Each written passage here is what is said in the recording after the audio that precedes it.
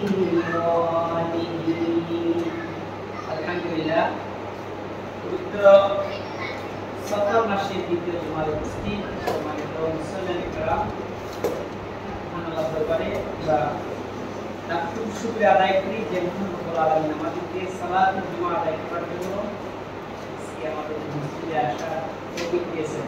আল্লাহর শুকরিয়া আলহামদুলিল্লাহ।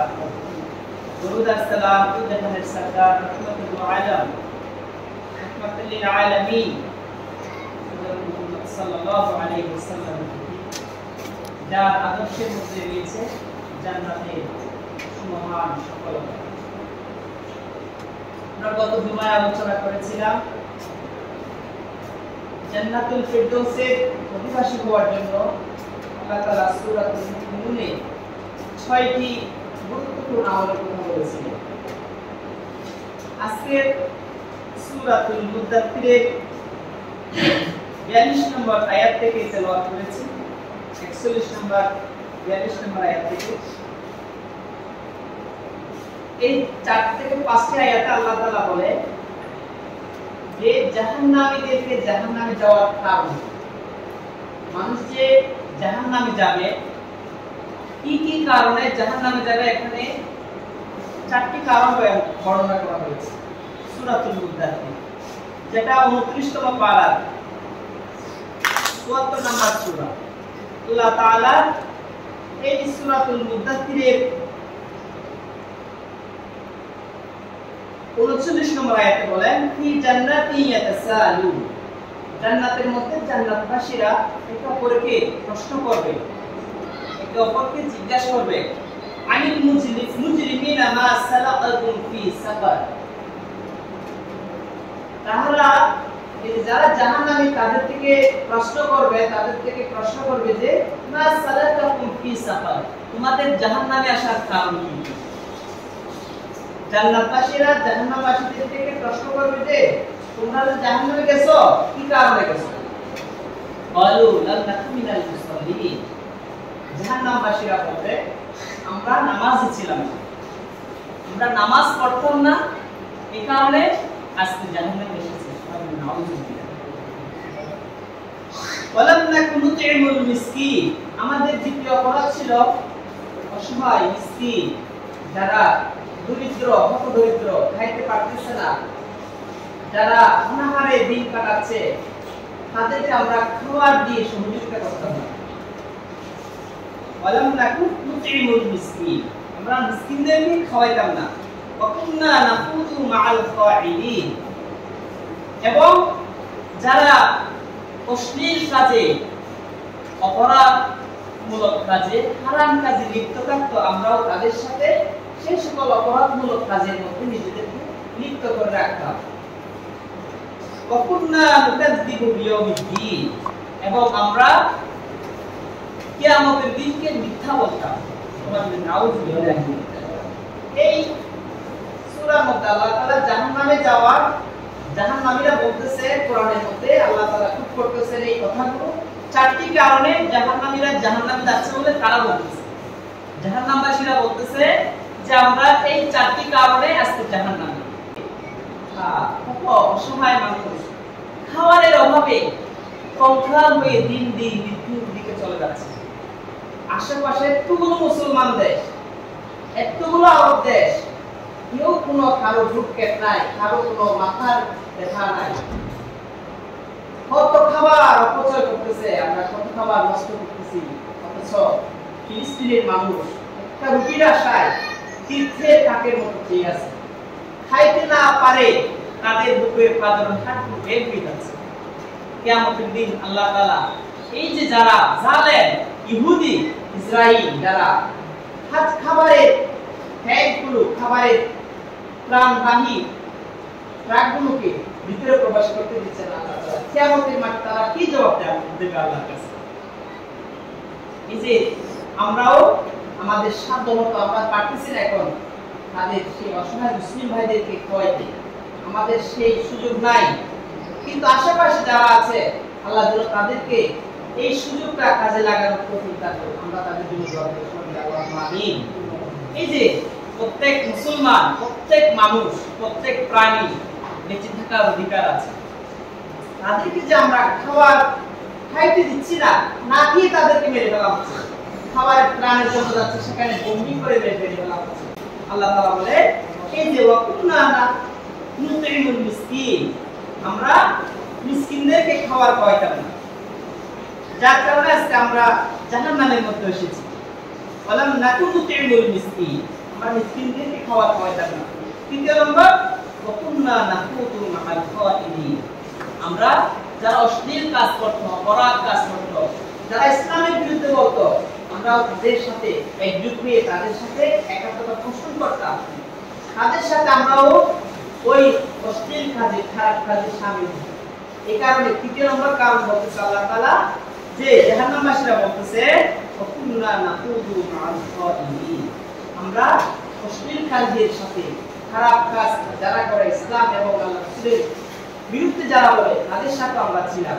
এই কারণে আজকে আমরা জানি।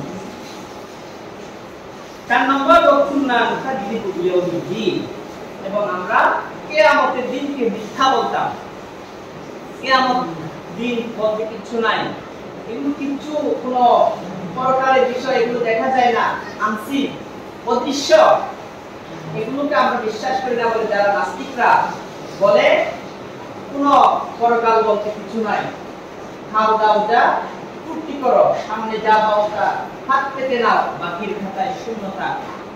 এটা হচ্ছে কি, যারা আল্লাহকে মানে না, রাসূলকে বিশ্বাস করে না, আল্লাহর হুকুম কোরআনকে মানে না, তাদের পলিসি হচ্ছে কি, তাদের নীতি হচ্ছে কি, আমার সামনে যা আছে তাই আমি বিশ্বাস করব, আমি যা দেখি না, যা অদৃশ্য সেগুলো আমি বিশ্বাস করব।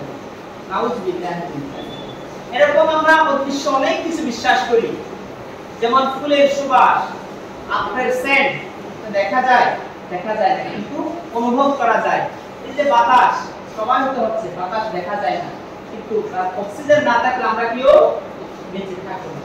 তাহলে বাতাস না দেখেও আমি বিশ্বাস করি, ফুলের সুবাস, আতরের গন্ধ, সুগন্ধি আমরা না দেখেও বিশ্বাস করি, কিন্তু যে আল্লাহকে দেখতেছি না সেজন্য আল্লাহকে বিশ্বাস করতেছি না। কিন্তু আল্লাহ এত যে সৃষ্টির মাধ্যমে আল্লাহ তাআলা যে কত উপকার, কত সুশ্রীভাবে, কত বিচক্ষণভাবে আল্লাহ তাআলা মানুষকে সৃষ্টি করেছেন, এই দুনিয়া সৃষ্টি করেছেন, আসমান জমিন, চাঁদ সূর্য, লৌহ কলম, আরশ কুরসি, 7 আসমান 7 জমিন, 18,000 মাখলুকাত, সব কিছু সৃষ্টি করেছেন আল্লাহ তাআলা। এগুলোর মাধ্যমে আমাকে আল্লাহর পরিচয় অর্জন করতে হবে। এগুলো যদি আমি আল্লাহর পরিচয় অর্জন করতে না পারি, তাহলে মানুষ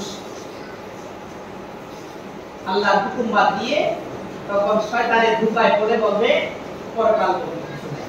আলহামদুলিল্লাহ, আমাদেরকে আল্লাহ তাআলা মুসলমানের ঘরে জন্ম দিয়েছেন, আমরা জন্মসূত্রে মুসলমান। যারা আমরা আল্লাহর রহমতে, আল্লাহর মেহেরবানিতে মুসলমানের ঘরে জন্মগ্রহণ করেছি, আমাদের জন্য অনেক বড় নিয়ামত, অনেক বড় আমাদের জন্য সৌভাগ্য, যে সৌভাগ্যের কারণে আমরা আজকে মুসলিম হয়ে নামাজে এসেছি। আলহামদুলিল্লাহ। আমাদের মতো যারা মুসলমানের ঘরে জন্মগ্রহণ করেছে, যারা বুদ্ধ, তারা বুদ্ধ ধর্মের অবলম্বী, বুদ্ধ ধর্মাবলম্বী, যারা হিন্দু, তারা হিন্দু ধর্মাবলম্বী, যারা খ্রিস্টান ঘরে জন্মগ্রহণ করেছে, তারা খ্রিস্টান ধর্মাবলম্বী। আল্লাহ আমাদেরকে চাইলে এরকম হিন্দু, বুদ্ধ, খ্রিস্টানের ঘরে পাঠাইতে পারতেন, কিন্তু আল্লাহ তাআলা আমাদেরকে দয়া করে, মেহেরবানি করে যে মুসলমানের ঘরে পাঠিয়ে আল্লাহর যে ধর্ম, ইসলামের অনুসারী করেছেন, সেটার জন্য আমরা বলি আলহামদুলিল্লাহ। এই যে আল্লাহ তাআলার যে পরিচয়, আল্লাহর যে অস্তিত্ব, কোরআন, জান্নাত, জাহান্নাম, সবকিছু যে আল্লাহ সব হিসেবে সৃষ্টি করেছেন, এগুলোকে আমাকে কিছু বিষয় দৃশ্য আমি না দেখি, আমার আকলে আমি প্রমাণ করতে পারতেছি না, তাই বলে আমি অস্বীকার করতে পারবো না। যেমন জিন, অলৌকিক, অশরীরী জীব, যারা আগুনের তৈরি, যাদেরকে দেখা যায় না, জিনকে আমরা বিশ্বাস করি না? বিশ্বাস করি। এবং ফেরেশতা, নূরের তৈরি, যারা, যাদের কোনো সুনির্দিষ্ট আকৃতি নেই, যারা পুরুষ নয়, স্ত্রী নয়, যারা আল্লাহর সৃষ্টি।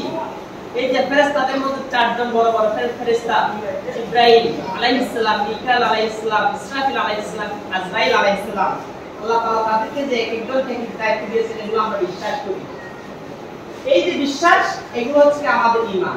যদি আমি সেটা অবিশ্বাস করি, পরকালকে যদি আমি অবিশ্বাস করি, জান্নাত জাহান্নামকে যদি অবিশ্বাস করি, আমি মুসলমান থাকব না। এখন আমার আকল দিয়ে আমি যা যা বুঝতে পারতেছি সেটা মানবো, যেটা আমার আকল দিয়ে ব্রেন দিয়ে আমি বুঝতে পারতেছি না সেটা মানবো না, তাহলে আমি মুসলমান থাকব। মুসলমানের বেসিক কতগুলো বিশ্বাসের মূলনীতি আছে, সেগুলো কি কি? আমানতু বিল্লাহি ওয়া মালাইকাতিহি ওয়া কুতুবিহি ওয়া রুসুলিহি ওয়াল ইয়াউমিল আখির ওয়াল কদরি খাইরিহি ওয়া শাররিহি মিনাল্লাহি তাআলা ওয়াল বা'সি বা'দাল মউত। এই সাতটি বিষয়ের প্রতি যেটা ঈমানের মুফাসসিল মতে আমরা জেনে থাকি, এবং ঈমানের মুজমাল যে ব্যাপক অর্থে ঈমান, যেটা আমানতু বিল্লাহি কামা হুয়া বিআসমাইহি ওয়া সিফাতিহি ওয়া ক্বাবিলতু জামিআ আহকামিহি ওয়া আরকানিহি। এই সকল বিষয়গুলো আমি মুসলমান হিসেবে আমাকে ঈমানের মধ্যে আমাকে থাকতে হবে। এরপর আস্তে আমি নামাজ পড়তেছি কিনা, আল্লাহ, রাসূল, পরকাল, জান্নাত, জাহান্নাম, ফেরেশতা, কিয়ামত, এগুলো বিশ্বাসের পর আসতেছে আমার পাঁচ ওয়াক্ত সালাত।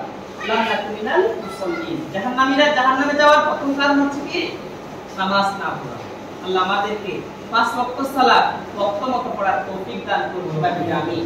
আমাদেরকে যেন জাহান্নামীদের মতো জাহান্নামে গিয়ে আফসোস করতে না হয়, ভাই আমি কেন আজকে নামাজে আসি নাই, কেন আমি মুসলিম যারা নামাজ পড়তো তারা আজকে জান্নাতে গেছে, আমি নামাজ না পড়ার কারণে আজকে জাহান্নামে।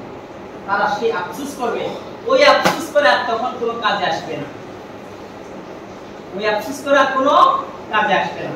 সেজন্য দুনিয়ার মধ্যে জীবন একটা, এক জীবন, এই যে আমাদেরকে আল্লাহ তাআলা দিয়েছেন হায়াত, এই হায়াতের মধ্যে আল্লাহ আমাদের জন্য পাঁচ ওয়াক্ত সালাত ফরজ করেছেন, হালাল ভাবে চলার জন্য ফরজ করেছেন, হারাম থেকে বেঁচে থাকা এবং সিরাতুল মুস্তাকিম রাসূলের আদর্শ মতে চলা। আল্লাহ আমাদেরকে এভাবে চলার তৌফিক দান করুন সবাইকে। আমিন। ওয়া আখিরু দাওয়ানা আলহামদুলিল্লাহি রাব্বিল আলামিন।